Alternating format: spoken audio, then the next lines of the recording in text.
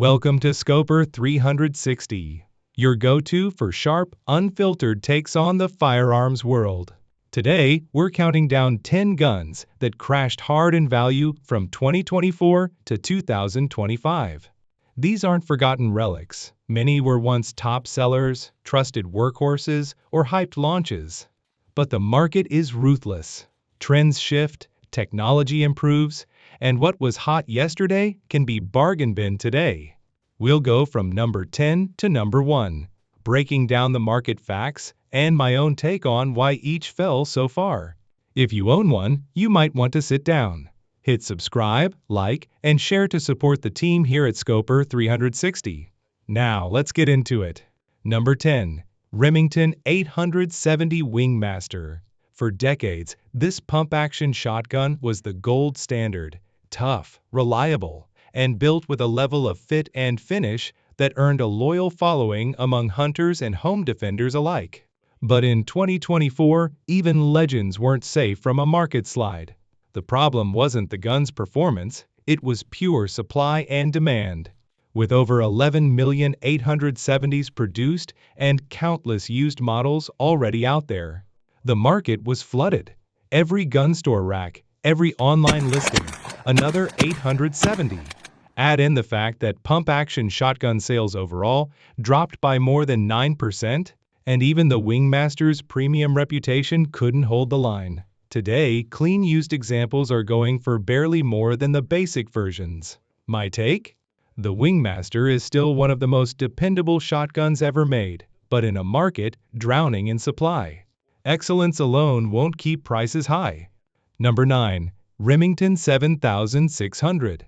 This pump-action rifle always occupied an odd niche, somewhere between a lever gun and a semi-auto. Popular in certain hunting circles, but never truly mainstream. In 2024, that niche all but disappeared. Pump rifles don't offer the speed of a semi-auto, the smooth cycling of a lever action, or the precision of a bolt gun. When the rifle market as a whole shrank by over 12%, specialty designs like this were the first to take the hit. Hunters who might have considered one as a backup stuck with what they knew, and new shooters simply passed them by. The used market filled quickly with older models pulled out of safes after years of sitting idle, driving prices down fast. From my perspective, the 7600 is still a decent tool if you appreciate its quirks. But in today's market, it's a tough sell against more modern and versatile options. Number 8. Marlin 1895. For a while, big bore lever actions like this were having their moment. Chambered in .4570, the 1895 was at the center of that excitement, especially for hunters who valued power and nostalgia in one package. But momentum stalled hard. Quality control issues crept into some production runs, hurting the brand's image just when demand was peaking. Ruger's acquisition of Marlin created uncertainty about which models would stay and which would get updates, making buyers hesitant. Then came the broader slowdown. Lever action sales dropped more than 9% early in 2025, and many who bought during the hype realized they didn't truly need a rifle like this. These aren't rare collectibles. They're recent production guns whose novelty wore off. Today, they sell for far less than they did at their peak. A reminder that hype fades faster than craftsmanship. Number 7. Savage Axis. Marketed as a budget bolt action that didn't cut corners, the Axis delivered decent accuracy and reliability at an entry-level price. The trouble came when Savage kept producing them in huge numbers, anticipating pandemic-level demand that never returned. The market became saturated, and competition in the budget category got fierce. Ruger, Tikka, and Remington all offered alternatives with more features for similar money. Bolt-action sales overall fell by 12%, but budget models took the hardest hit.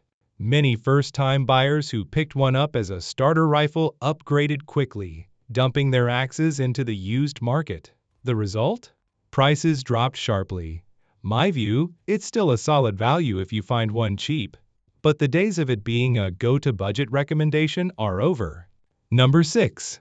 Ruger P95. This pistol was a workhorse of its time, built tough, fairly priced, and trusted by both civilians and law enforcement.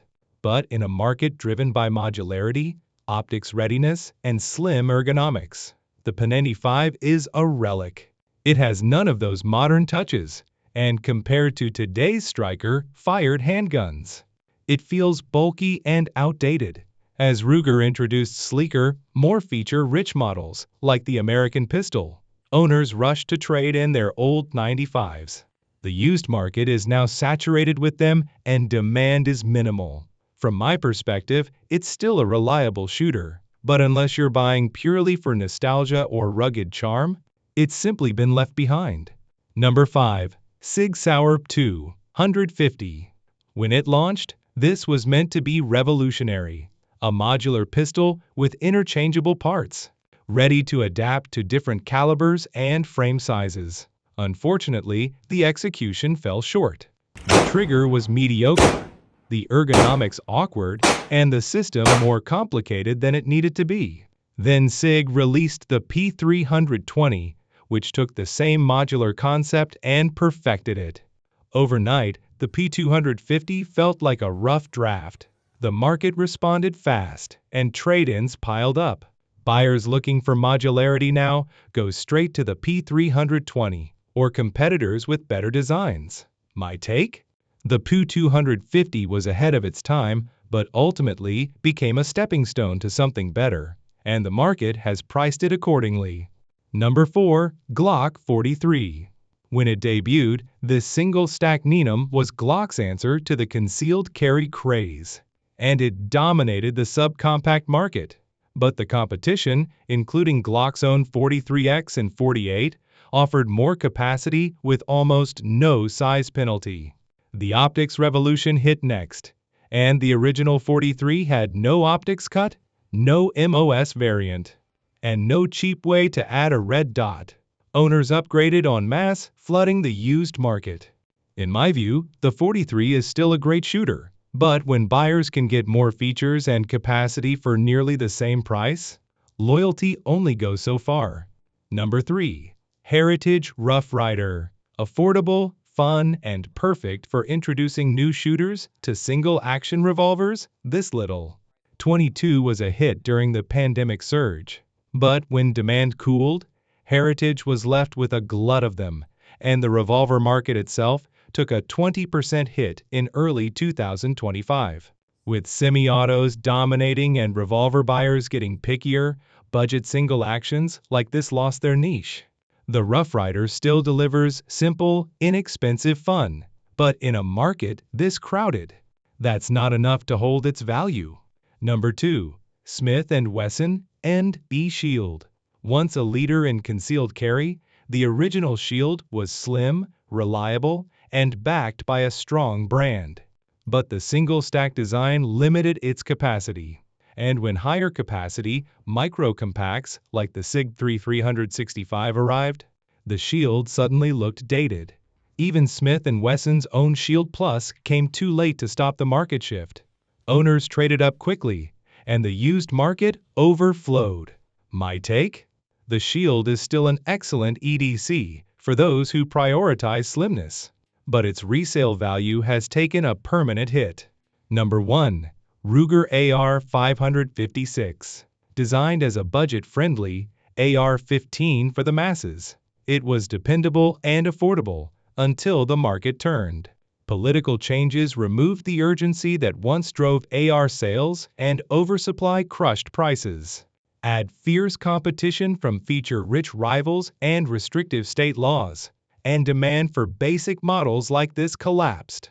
The result is a rifle you can now find for far less than its peak price. It's still a perfectly functional AR, but in a buyer's market, basic no longer sells at a premium. And that's our countdown of 10 guns that saw their values drop hard from 2024 to 2025. Some declines were predictable, others caught even seasoned shooters off guard. The truth is, the firearms market moves fast, and if a gun can't keep up with new technology, shifting trends, or changing laws, its resale value can vanish almost overnight. Which of these surprised you the most? Have you ever owned a firearm that lost value faster than you expected? Or maybe scored a great deal when everyone else was selling? Let us know in the comments. We read every one. If you found this review helpful, hit that like button, share it with your friends, and subscribe to Scoper 360 for more straight shooting market breakdowns. Thanks for watching, and we'll see you in the next one.